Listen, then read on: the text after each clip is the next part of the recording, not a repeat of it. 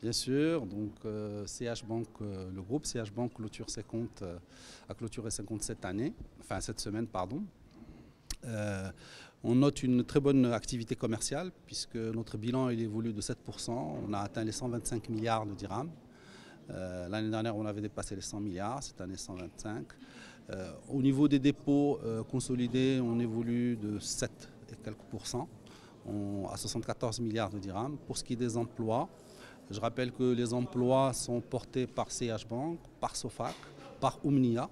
Donc on a trois activités importantes. Elles se situent à 90 milliards de dirhams.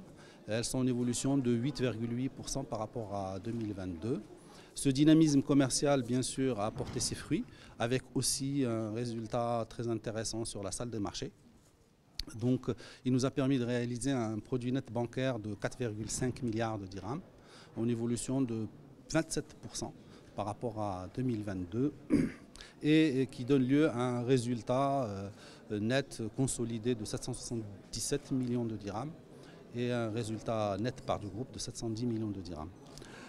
Donc une année, comme vous le constatez, qui a des indicateurs très positifs. Peut-être noter aussi que le coût du risque a connu une évolution importante, mais c'est une évolution, je dirais, naturelle.